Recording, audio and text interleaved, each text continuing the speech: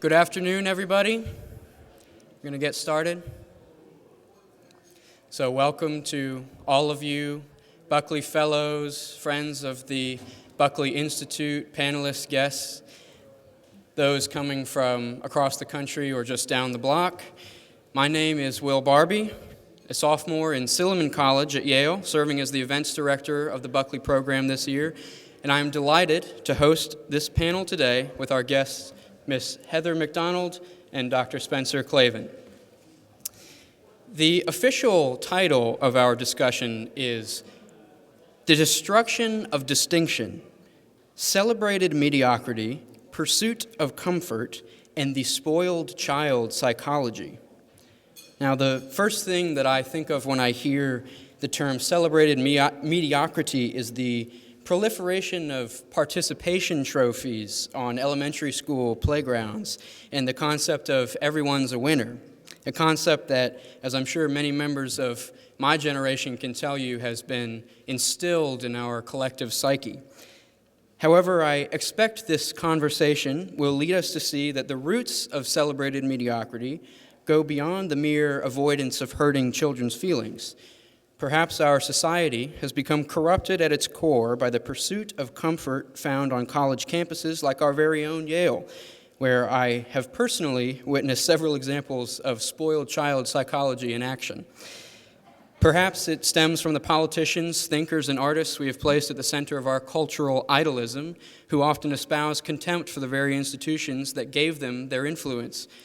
Whatever the source, we can all agree that something rotten has infiltrated our respected society. And today, we will attempt to identify what that intruder is. I will now introduce our panelists. Miss Heather McDonald is the Thomas W. Smith Fellow at the Manhattan Institute, a contributing editor of City Journal, and a New York Times best-selling author. After graduating with her bachelor's from Yale, she received a Mellon Fellowship to obtain her master's in English at Cambridge, and eventually she went on to earn a law degree from Stanford. She clerked for the Honorable Stephen Reinhart, U.S. Court of Appeals for the Ninth Circuit, and was an attorney advisor in the Office of the General Counsel of the EPA and a volunteer with the Natural Resources Defense Council. She has frequently testified before U.S. House and Senate committees, and she has received numerous awards for her writing, including the prestigious Bradley Prize in 2005. Ms. McDonald's work has covered a range of topics, including higher education, immigration, policing, homelessness and homeless advocacy, criminal justice reform, and race relations. Her newest book is When Race Trumps Merit: How the Pursuit of Equity Sacrifices Excellence, Destroys Beauty, and Threatens Lives. Dr. Spencer Klaven is associate editor of the Claremont Review of Books and features editor of The American Mind. A graduate of Yale College class of 2014, where he majored in both classical linguistics, literatures and languages, and theater studies, and was a member of the esteemed Yale Glee Club and a cappella group, the Whiffenpoops. He went on to receive his master's in DPhil from Oxford, where he also served as a lecturer in ancient Greek.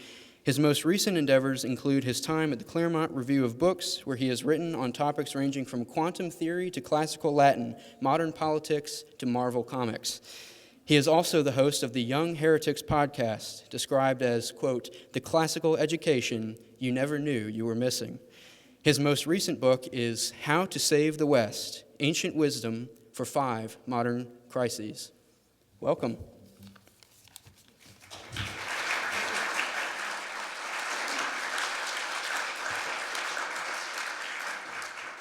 First. I go first. Okay. I didn't realize that Spencer was with the Whiffenpoofs, and I hope it was before the fall. It sure was. Good. We had that debate my year, and we fought it right back. Yeah, that male sound, which is, we're also destroying boys' choruses, which is an absolute travesty because there's nothing more ethereal and unique about a boy soprano, and to believe that you can put females in there is just an absolute a destruction of a great tradition. So anyway, we'll put that aside, and the Whiffenpoofs are another thing we've got to mourn their loss of. Anyway, this is a very apropos moment to be discussing spoiled child psychology, which Richard Weaver describes as the spoiled child thinks he deserves everything without effort, because we're at that moment of the year when one part of American society looks very closely at the other part and says, will they do their patriotic duty and spend? We're all supposed to go out, and regardless of what our state of economics and personal finances are, the obligation right now is to buy for Christmas. And it doesn't matter how much credit card debt you've got. This is now the major focus of the mainstream media. Will consumers go and perform as they're being asked to do in order to keep our consumer debt based economy going? And we obviously have a counterpart of the personal spoiled child psychology in macroeconomics, with now the development on the left of modern monetary theory that says, well, you know, debt doesn't matter, you can just endlessly print money. And now many conservatives, including Trump, are saying, don't ask anybody to sacrifice. We can just continue putting off that moment of truth when we have to say it's time to cut back on entitlements. The debt is going out of control. And sadly, a lot of politicians are just concluding this is impossible in a democracy. We're just going to look away and put this off for another day. So this is as I say, it's a time of year that's appropriate, but it's also an epic that is appropriate. I'll confess, this was my first exposure to Richard Weaver. I'd never read this book.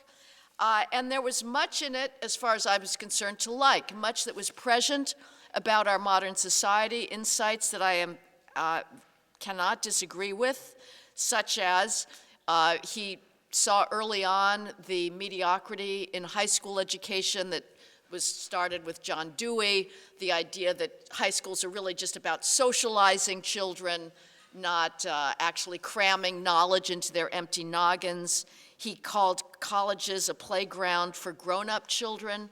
He was an opponent of the elective system, which when we were asked, our previous panel was asked, what would you do to solve Yale? I mean, one thing would be to tell the faculty, stop abdicating your intellectual authority and tell students what they must study before they leave this college. Unfortunately, under the current faculty, we'd get more of the same.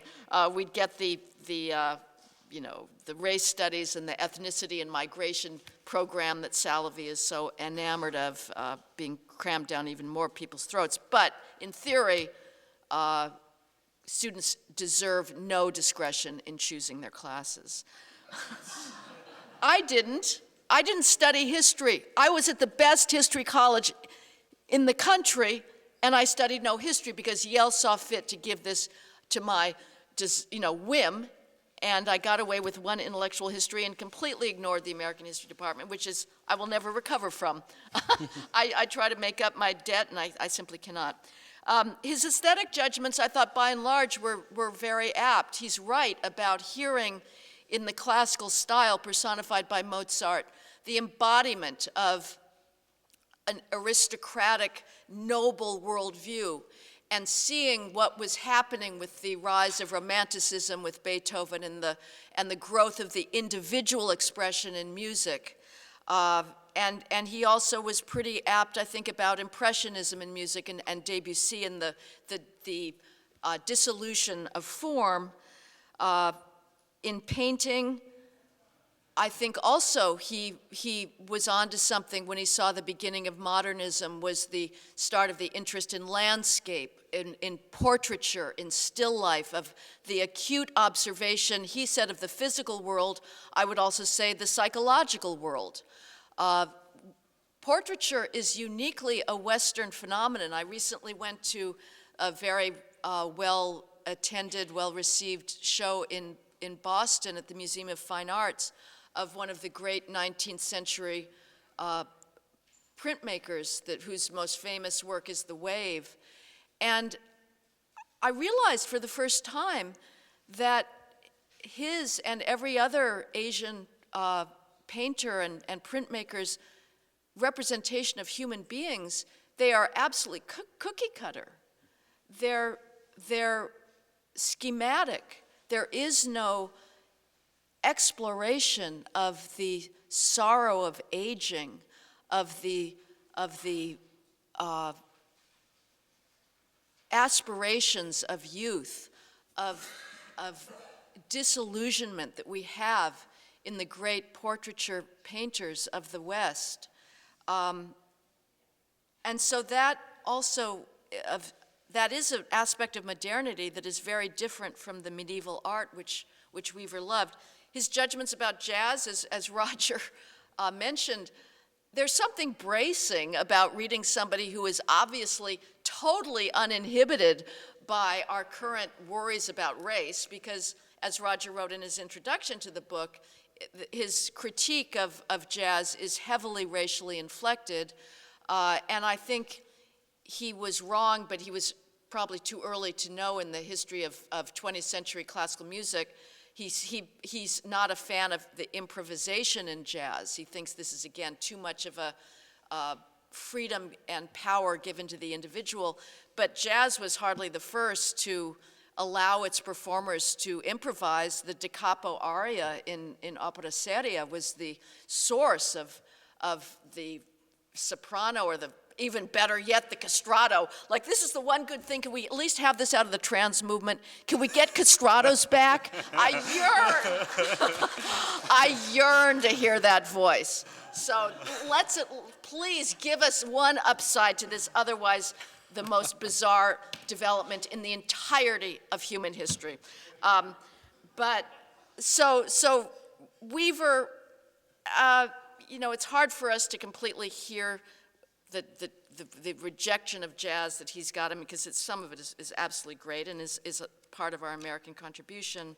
His critique of the media and the corporate world, and the odd, he calls it the pornography or the obscenity of these juxtapositions that we had then in radio and was coming in television, of the reporting on the worst atrocities followed up by a Pepto-Bismol commercial, that we somehow have gotten used to this. But this, too, was nothing new. Ben Jonson, the contemporary of Shakespeare, wrote a play about the staple of news, and he thought that newspapers were far too caught up in the present and were taking human beings away from a just involvement in far more deep and transcendent truths. But nevertheless, things have obviously gotten far worse, and God knows what Weaver would make of social media and TikTok. I disagree in part. He says that our current age does not produce any great art. It depends on how broad a spectrum you look at. I would say that if at the end of time, different civilizations are asked to come before the World Tribunal and make a case for what their civilization contributed to humanity's greatness, that we could stand up there proudly next to Schubert and Brahms and Chopin and Bach and say, listen to the American songbook, listen to the big band sound, but the American songbook is of unbelievable melodic gift, sophistication, harmonic sophistication. So the 20th century is not a wasteland. Currently, in the visual arts, in creative arts, it is. I mean, with the rise of installation art and just the frauds that Tom Wolfe started writing about, and Roger has too, is definitely the spoiled child psychology, the idea that anybody can be an artist. You do not have to study the masters. You do not have to spend years going to the Vatican or to the great world encyclopedic museums and copying and subjugating your individual ego to the greatness of the past. You have to learn through tradition. Now we believe that everybody is autochthonous, they are self-creating. That is obviously a fiction. So I find myself in agreement with a lot of his revulsion towards modernity. But his argument against modernity is against a foil of what's the alternative. And his alternative is the medieval past, a pre-modern, pre-commercial past. And I find a lot of that, frankly, romanticized and fictionalized. It's a world of hierarchy, of unquestioned authority. He speaks repeatedly about the commercial society crushes the heroic virtues. Well, I wish he were here because I would like to ask him, what are those heroic virtues? And this is not something that is unique to Weaver. I think a lot of conservative discourse talks about fallen virtue. I do not know what it is. I think traditionally heroic virtues were war. A lot of the medieval narrative, the romances, and certainly the classical literature it's basically waging war. That was the hero of Roland and a lot of the medieval epic. That's how people were venerated for their war-making capacity. Call me a weak, 20th century softy, but I frankly think that there are higher things in life than waging battle, however chivalric or in a joust. He talks about the medieval craftsman. This is, again, sort of a trope of a lot of conservative discourse that had pride in their work. He talks about the cathedral builders and compares it negatively to modern workers. He's contemptuous of unions because he thinks they're just as guilty as capitalists of reducing labor to just a commodity with a price. He's very critical of unions being willing to do work stoppages because they're turning away from what should be a more heroic understanding of their work as something that is maybe tending towards God or their own self-expression.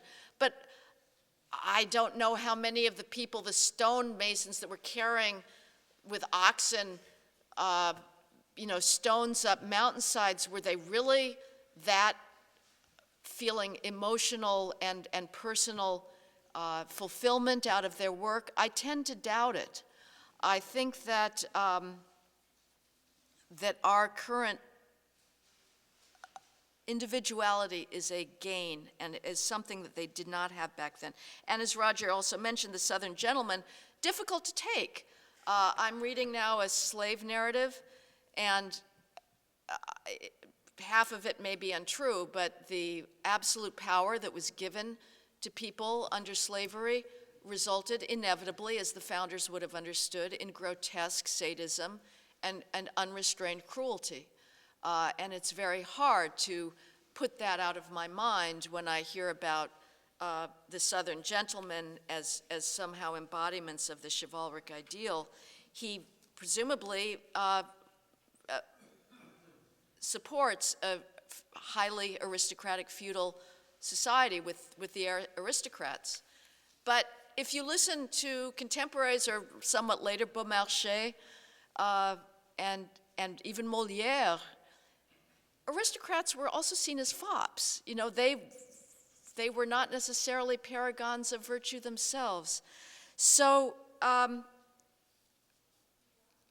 not sure that they were so devoted to responsibilities. He likes the world of rights and responsibilities, which is the sort of the feudal, the idealized version of feudalism. I would like to know how that worked in reality. He shows the revulsion for cities. Well, this is an ancient topos, Horace's ode, epode, Beatus Ille. We know that this is forever human beings have believed that the rustic life was the source of virtue. Well, people seem to want to get off the farm as much as whenever they could. And he says science is an efflorescence of decay. Again, one has to admire his cheekiness, but I would argue that it is as much of a spoiled child syndrome to turn your backs on the extraordinary accomplishments of science. It is a spoiled child syndrome to turn your backs on the incredible development of commerce as he does. It would be good to have Virginia Postrel as well on this panel, because she would say, and I share his revulsion of commodities and too much choice, and my local nightmare of a supermarket in New York City, which is like going into Dante's Seventh Circuit of Hell. I cannot, if you want to save some shred of happiness, do not go to the Key Foods on 2nd Avenue and 93rd Street. You will never recover. Every time when I go back to California, I make a beeline to Albertsons, and I think I'm in heaven, because I know what the alternative is. And so the grotesque candy everywhere, it does nauseate me. On the other hand, commerce, the consumer society, has given us individuation. Yes, so too has individual rights and political developments, but the ability of our commercial world to give human beings the option to differentiate themselves through consumption, as Virginia Postrel would say, is something that only a spoiled child would turn his back on. So I would say the solution to the spoiled child psychology is not to pretend that you can turn your back on science. Are you kidding me? You really want to go back to almost universal half of children being born stillborn, high maternal death rates, the most extraordinarily debilitating, contagious diseases? The solution is to be grateful every single day for what Western civilization has accomplished, and that includes wealth and prosperity and science. I'm going to end here, because I'm sure I've gone over my time. I would just say that, to me, Richard Weaver raises one of the profound problems of conservatism, which is that basically we're all a bunch of hypocrites. We pretend to believe in tradition and Burkean, let's not change things too rapidly, but we've gone along with a lot of radical change. And even the founders, let's decide, would you have been a loyalist or would you have believed in using force to overturn government? I like to think I would have been a loyalist. But if we're true conservatives, we should be on the side of de Maistre, who thought that it was the end of the world to get rid of absolute monarchy. Are we okay with that? That is not getting rid of absolute monarchy and aristocracy and having an American society where there are no distinctions of rank. That is not conservative. That is very radical. That was a radical vision. And so conservatives sort of pick and choose what they like and what they're okay with, and they forget that the current world that they're sort of now pretending to be conservatives in is a product of constant radical change. And I've yet to see anybody come up with a neutral principle, as we said in law school, that would allow conservatives to come up with a principled way of deciding what change is good and what change is bad. So I'll end it there, and I look forward to Spencer. Thank you.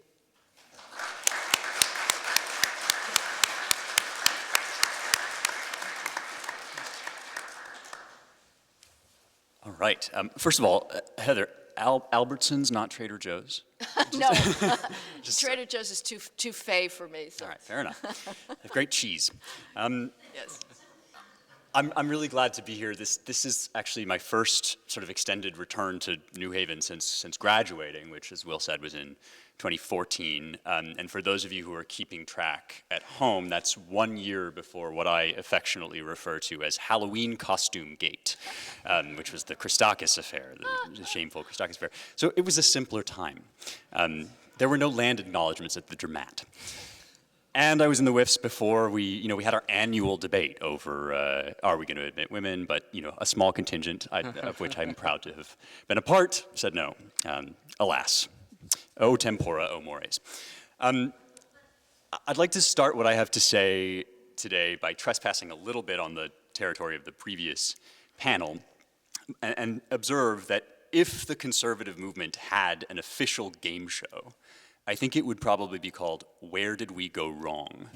Our favorite pastime is to trace the intellectual history of our decline back to various inaugural villains, and you pays your money and you takes your choice. You find them in the Frankfurt School, or the Equal Employment Opportunity Commission, or among the Puritans, or the American founders. If you're feeling adventurous, you find them in the environs of 16th century Wittenberg or Geneva.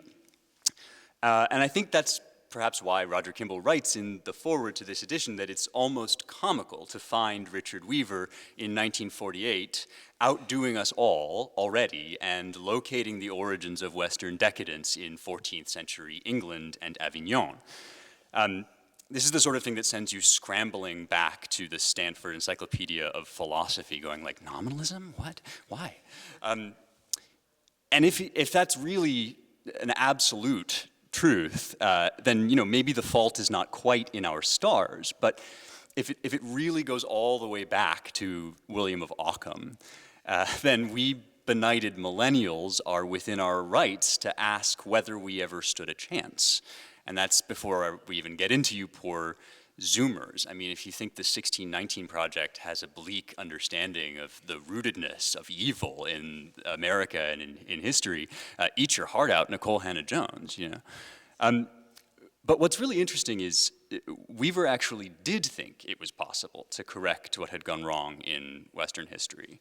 And part of this, I think, has to do with something that Rusty Reno said earlier, which is that it's not entirely clear that this book is delivering a sort of ironclad determinist intellectual history, so much as an identification of certain strains of thought that tend to pop up again and again and give us trouble, of which I will absolutely concede that nominalism is one.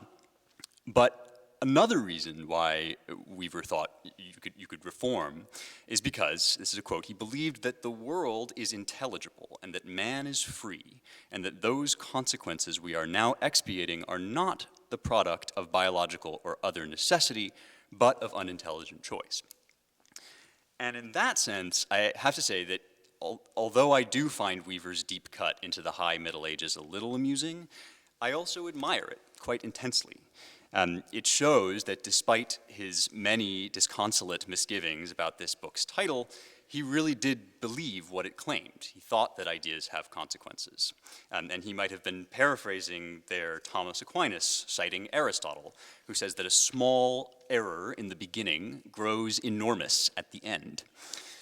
And since they are freely chosen, and since they have consequences, ideas don't get a pass simply because they occupy a prominent place very far back in the progression of history. This is a good reminder for antiquarians like me who like to dig around in Latin and Greek manuscripts. The question is not when someone lived, but what he thought. Fair point. And you've got to love a guy who, as Heather indicated, takes classical music seriously enough to pin the blame for the disintegration of melody on Beethoven. And so it's in that spirit, and with my tongue only gently in my cheek, that I want to try to one-up Weaver and suggest that part of what's spoiling kids these days might go all the way back to none other than Plato of Athens. So how's the 4th century BC for a deep cut? In his chapter on piety and justice, Weaver quotes from Plato's Laws, Book 5. And in the translation that Weaver uses, the main speaker decrees, "Let parents bequeath to their children not riches, but the spirit of reverence." And what's really interesting about this translation is that in the Greek, the word parents actually does not appear. And in fact, the Athenian stranger uses what's called an impersonal construction, paisin kre katalepein, which means something more nearly like, as for children, it's necessary to leave behind for them a great store of reverence. And I think it's important that Plato left out the parents, because according to the Athenian stranger, it's actually not necessarily the mother and the father who will pass on their preferred ancestral ideas to their kids. It's the nomothetes, the lawgiver, and the representative of a brand new state regime who is going to teach the old and the young alike how to act. Hence the title we give to the dialogue. It's the laws and the impersonal justice they communicate that are what's getting passed down here. It's not like, Nana's recipe for sacrificial goat meat. So ancestral connections get overridden by absolute ideals. It seems to me that this thought might have at least something to do with what Weaver identifies as one of our worst habits, which is the tendency to look upon history in the same way that we look upon nature, as an unfortunate inheritance. In the Republic, famously, notoriously, Plato's Socrates proposes installing what he calls a benevolent myth. And he does this specifically so that he can overpower people's sense of what they owe to their tribal heritage. The ideal society is going to be reorganized according to each person's merits and talents. So maybe you were born into the family of potters, but if banking is what you're fit for, then the noble lie is going to be that this role is underwritten for you by a divine mandate. Into the financial sector you go. Now, in America, we feel instinctively, and I think rightly, that no one's life outcomes should be limited by his circumstances or his upbringing. Thomas Jefferson famously wrote to the mayor of D.C., Roger Waitman, that the mass of mankind has not been born with saddles on their backs, nor a favored few booted and spurred. So what I take this to mean is that when you are born, you get a blank slate, and whatever you write on it, you have to earn. But now take that idea of fairness to the absolute extreme, always a risky business. And it follows that no one with natural gifts should be disadvantaged by a substandard upbringing. This is a problem because families that teach good work ethic or hire private tutors, these families bestow privileges on the kids they happen to have, not on the ones who deserve them most. And so at the extremes, there follows the monstrous idea that elite children should be bred for maximum genetic potential and then raised communally by the state. This is exactly what Plato's Socrates proposes in the Republic. In a different letter, when he was arguing with John Adams over exactly this strain of ancient Greek thought, Jefferson concedes with maybe just a hint of regret that the people would likely protest against state-sponsored eugenics. And so we're going to have to, quote, content ourselves with the accidental aristoi, the best men, produced by the fortuitous concourse of breeders. The fortuitous concourse of breeders is an amazing phrase. What I take this to mean is that we can do our best to select out the natural aristocracy from the confused jumble of people produced by natural birth, but some degree of unfairness, measured against the perfectly distributed social roles imagined in the Republic, is going to remain. I have been wondering whether some dissatisfaction at this compromise between nature and nurture might not always be lingering in the Western mind. If birth into a biological family is in some way considered inherently unfair, then there is always some gap between what you might have been and what you are, some distance between where you can get in our imperfect so-called meritocracy and where you could have gotten if you were not born black or female or gay or whatever. Alexis de Tocqueville said that democratic institutions awaken and foster a passion for equality, which they can never entirely satisfy. And it strikes me that the chief obstacle to that satisfaction is the fact that we are not actually born with a blank slate. We're born into a family. And so these days, it seems like either we want a perfect distribution of roles and hierarchies, determined impartially by a lawgiver, or we want no roles or hierarchy at all. And maybe that's what Weaver was getting at when he wrote that when the rule of equality obtains, no one knows where he belongs. Because he has been assured that he is just as good as anybody else, he is likely to suspect he is getting less than his deserts. This reminded me of C.S. Lewis's Devil Screwtape, who in his toast, the sort of afterword to the Screwtape letters, said that his favorite perversion of the democratic spirit was the gnawing resentment expressed in the words, "I'm as good as you." That resentment helps to support what Weaver called the spoiled child psychology, the sense of entitlement to every dignity and the feeling of personal insult at the recognition of other people's excellence. So when I was growing up, the emblem of spoiled child psychology was the participation trophy. This was a meme. You know, why shouldn't my clumsy bricks get the same recognition as your game-winning three-point shot? The enemy of the participation trophy is natural talent. But today, the enemy of total equality seems to be natural anything. Natural sex, natural gifts, natural birth. Weaver predicted that such progress as our metaphysic demands will take the form of a conquest of nature. So the thought goes that no one should be held back by such an imposition as biology, because after all, we have hormone therapy for that now, and surgeries, and digital avatars, castrati for all. Except here's a surprising paradox about the conquest of nature. If nothing given by birth can be accepted, then absolutely everything has to be earned. Even your race and sexuality aren't guaranteed. You have to show that they're authentic, that you deserve them.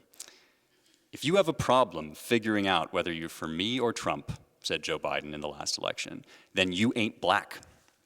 When Peter Thiel endorsed Trump in 2016, The Advocate ran an essay arguing that he wasn't really gay. And so here I am going to beat up on the postmodernists just a little bit. If you have to choose everything, you can be given nothing. If you won't accept the accidents of birth, you will have to create yourself from scratch. And so ironically, our moderate traditional American idea of meritocracy, which leaves natural hierarchy intact, but opens all avenues of further achievement to anyone who can attain them, this idea ends up being less punishingly exacting, less cutthroat in its jockeying for status than the leveled out utopia of total supposed equity. I wonder whether this is why the age of entitlement has given way to the age of anxiety, why people have become so desperate to prove their political purity and their bona fides in whatever identity group they think will confer virtue upon them. I don't actually want to blame all of this on Plato. I'm not even sure that I want to argue that Socrates really thought we should adopt the regime he outlines in the Republic. In fact, I think it's maybe more likely he was forcing us to confront its severities. It's a cold, cruel, and pitiless world without the ties that knit us together at birth. Since technology may soon enable us to rewire our bodies and brains with fearsome precision and power, Socrates, if he were around, might invite us again to ask whether we really want to throw the gifts of our birth back in the face of nature and slam the door on our ancestral homes. I don't think we will like what we find beyond their walls.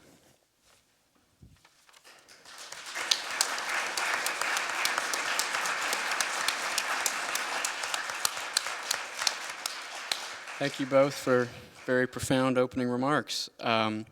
I'd like to ask a question to each of you personally. I'll start with Ms. McDonald. You outlined in your opening remarks the decadence that has pervaded through the arts, through economics, the commercial enterprise in America, and through politics.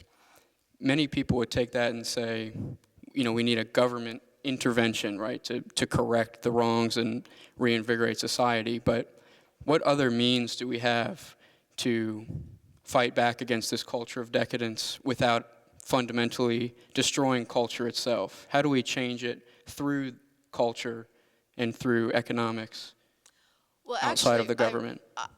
I wasn't arguing that our economics, I guess, yes, absolutely, the consumer sense of there's no more bourgeois virtues of thrift and saving and deferred gratification, that's true. And in the arts, I think, are the biggest example of decadence. There, I would just say we need connoisseurs. We need people that actually have studied the history of art, that have been exposed to beauty, that can make distinctions between the mastery of form and craft and design, that know how to draw, and somebody who purports to have created an installation piece that is a room filled with used tampons and a lot of string, and a video playing of somebody screaming all the time. That's sort of what you get at the Museum of Modern Art now. Banana taped to a wall. Yes, exactly. That's probably better than most, actually. So that, I guess I would say, there's nothing that government can do there. As far as the way that our economy is structured towards ever greater assumptions of consumption, regardless of one's personal savings, I'm not an economist, so I'm not going to really risk venturing into an area that I don't know about. I will just play against myself here and again say that the consumer society is based on what is the signal trait of Western society, which is individualism, and the assumption that human beings, each one, should be free to realize themselves to the fullest potential. And in our society, that tends to be through shopping.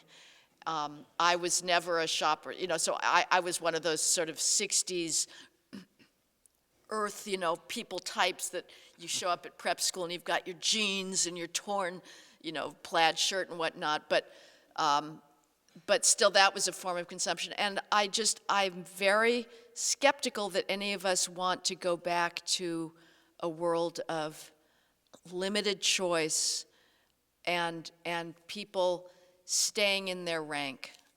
Would we give up universal suffrage? That's very radical. I've been talking with Roger about, well, I actually would advocate that for getting rid of female suffrage, given what they've done to our politics. But Yale, the Ivy Leagues being the best example of this, it is not coincidence that 75% of the presidencies in the Ivy Leagues now are headed by females. That tracks perfectly with the situation for academic freedom, free speech, you name it, the growth of the safetiest bureaucracy. That is all very feminine. So as far as how we get away from an economy that is too much based on the endless assumption of credit card debt, I don't know what to do about that, and let's hope that we don't find out just simply through a complete economic cataclysmic crash, but it's hard to believe that won't happen. And for you, Dr. Klavan, as a classicist, I'm very interested to know, today, do you think that America needs more Athens or Sparta? In the sense that, do we need a society that's more focused on the arts and culture and philosophy and thinking, but that is democratic at its core, or one that's more militaristic somewhat, and but also more cohesive and unified? Well, I think that the question Heather raised at the end of her opening remarks is really exactly the right one. The great Thomas Sowell, blessed be he, has this principle that everything comes with trade-offs. And one of my problems with Weaver, or at least with the kind of determinist intellectual history reading of someone like Weaver, is that it doesn't really take into account the question of why these changes were motivated. It takes into account what's wrong with something like nominalism, but not so much, as Rusty Reno was talking about, what was motivating him to advance that argument. And unless you can take a serious look at that, at why it is that we aren't Sparta or Athens anymore, then I don't think you can propose a serious solution or a path forward. And all of this is a kind of a long introduction to saying, there's an online sort of debate now among, I don't know, the tiny corner of the internet that I occupy about like whether or not Sparta sucked. Because it's very easy to watch the movie 300 and feel like, absolutely, men yearn for the phalanx. Like that's where I want to be. But is it really? And the counter argument to this is, well, okay, but Sparta is not just a eugenics society, but if you believe what Plutarch says, Sparta's busy throwing babies off of cliffs if they don't like measure up, and talk about a sort of ruthless regime. And I think a reason for that has to do with what Tom Holland really ably argues in his book Dominion, which is that the Christian Revolution and the also sort of Jewish wisdom literature that it brought with it so totally transformed our sets of moral assumptions that actually it's impossible for us to really thoroughly endorse becoming Sparta or Athens. And at a more deep level, I think it's impossible for us to go back and be any other society other than the one that we are, which is a large pluralist commercial republic. I think that there are aspects of both Sparta and Athens, and you very, I think, cogently sort of laid them out, that we ought to be reflecting upon and thinking about how to integrate into what America looks like. But famously, as the Federalist Papers will explain, we're not a polis. We're an enormous republic, and we're the sort of, you know, in this small respect at least, the sort of anti-Montesquieu theory of political philosophy, that you're going to get this big, fractious, multivalent society, Alistair McIntyre's worst nightmare, and you're going to provide a kind of backing structure of a few constitutional limits, and also, crucially, a social framework, which includes, as somebody on the previous panel was saying, which includes a transcendent religious, spiritual dimension. And I think that is really what we're up against, is the loss of that, which is very, very difficult to sort of reinstate by any kind of fiat, and has to come, at least centrally, crucially, has to come from within. And so, you know, somebody asked earlier, can we reclaim absolute truth without sort of going whole hog on the capital F Platonic forms? And I think, you know, my answer to this is, you don't have to, you know, place the form, you don't have to place like the form of the table sort of sitting somewhere in an abstract realm necessarily. You can be more of a hylomorphist than that. But if, you know, we forget that Occam believed in truth. He believed you could truly predicate of objects and entities certain things. Bob is a man, you know, Grover is a dog. The problem with his nominalism is that it rendered it gradually impossible to make any kind of, you know, post-material claim about those entities, to say that there was something enduring, eternal, abstract, absolute. And when you start talking about that, you do end up face-to-face with questions about God. So I think, you know, again, we're a pluralist society. We're not about to, like, you know, put on our Pope hat and ride to theocracy. But you've got to have some sort of moral monotheism. Thank you both for your responses. We'll be taking some brief questions from the audience, I believe. There's people coming around with microphones, so if you have a question, just raise your hand, and somebody should be coming to you shortly. Thank you very much, and thanks for excellent presentations. As someone who fully shares Ms. McDonald's robust defense of our commercial, scientific, tremendous achievements of the modern age, isn't the problem that Weaver points out nonetheless embedded in the very nature of prosperity? Namely that as we get safe, secure, and prosperous, it gets really hard not to forget the more sober lessons of harder times. Or as I think it's Daniel Mahoney wrote a book, says the liberal order by its very successes tends to corrode the conservative foundations on which it rests. And yes, I agree with Ms. McDonald that gratitude and a sense of the transcendent can help oppose that. But isn't that part of the core problem? We have to fight this battle over and over. As President Reagan said, freedom's always one generation away from being lost. Yes, it's true. And capitalism gave us the abomination of these student pro-Hamas protests because for the first time in all of human history, America was a society that was wealthy enough to confer spending power on adolescents, the stupidest people on earth. They had their father's credit cards. And so you had corporations spotting a new market and creating a new source of profit, which is the youth culture, music, you know, magazines, rock stars. And so youth had power in a way they never had before. They're not dependent on their parents any longer. And that gave rise to the 60s and the absurdity of these mass student protests of students that know nothing about the world, that know nothing about what it takes to make a business going around pronouncing about capitalism. And of course, youth have always been self-righteous narcissists, but the wealth of America gave them a power that they had never had before, and they've never looked back.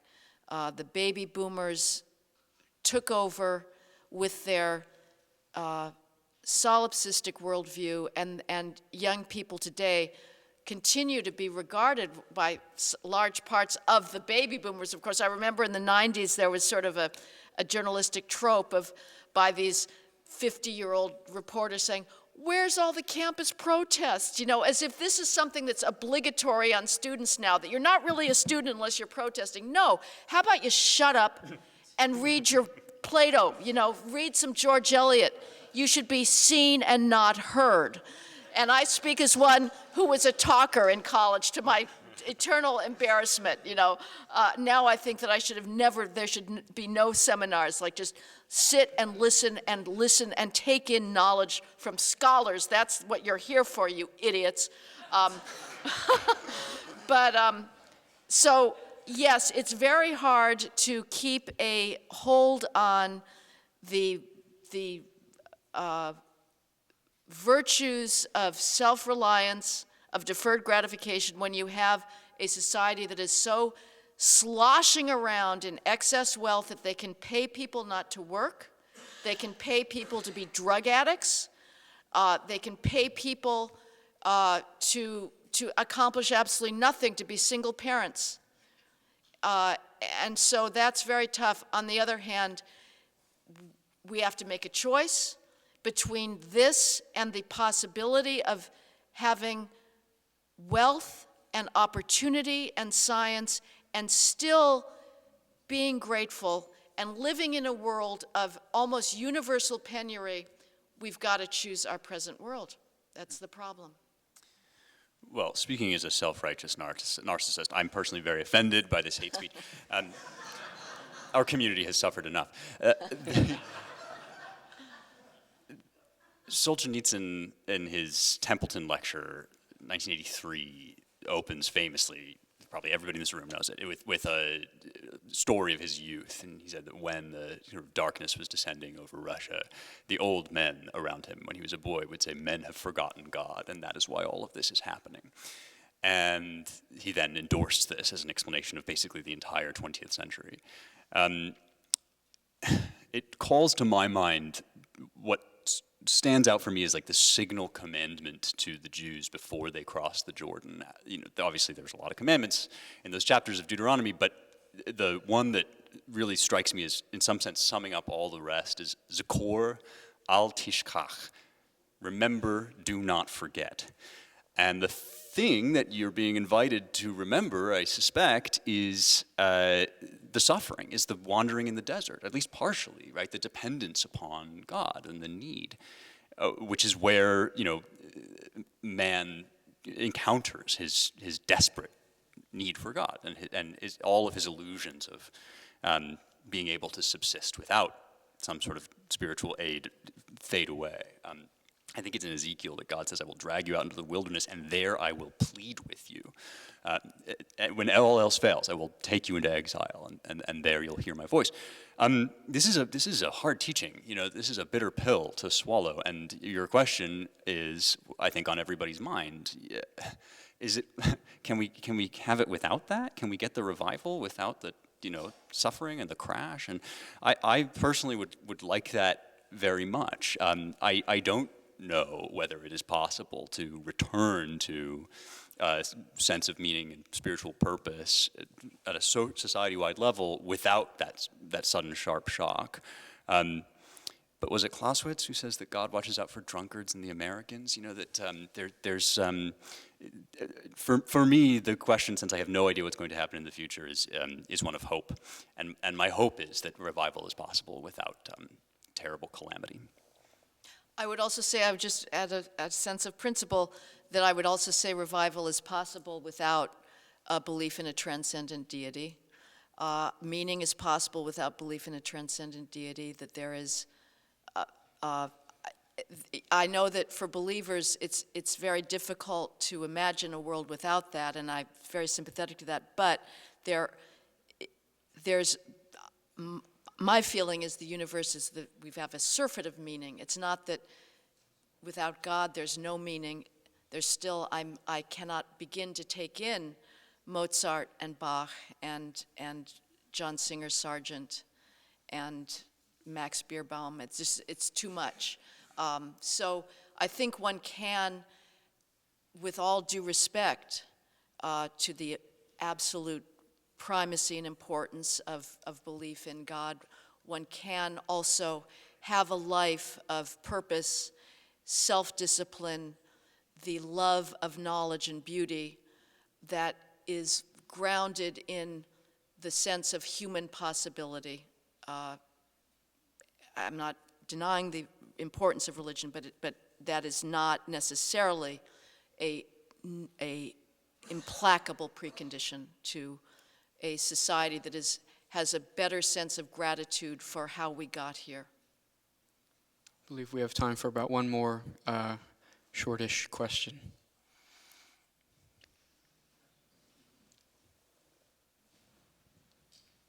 This is a question about the spoiled child psychology. I'm going to give you two names, Barbara Freed and Sam Bankman.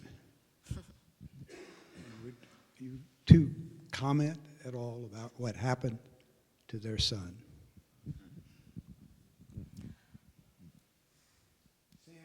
Well, yeah, I mean, I'm not an expert on the whole SBF thing, but yes, I mean, it was frankly delicious to watch these entitled Stanford professors that felt like their son was, I guess, so special and privileged that they should keep going what should have been seen as a fraud. So that, I mean, we do have, our elites can be very, very repugnant. There's just no question of believing that they're above the law and the rules. So, and it's something that one feels in these Ivy League institutions of a group of people that do believe, because of their cognitive skills, that they have, you know, a certain freedom from rules that everybody else has to follow. But I can't claim to be an expert in the episode. Yeah, I was sort of frantically running through my head. Is SBF with FTX, or is he the OpenAI guy?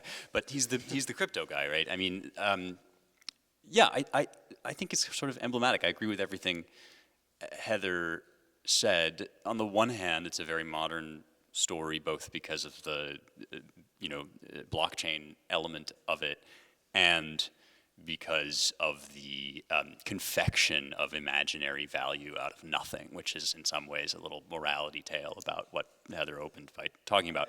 And in some ways, you know, our elite class, certainly our administrative class, which, by the way, my answer to what does Salve do is fire every administrator.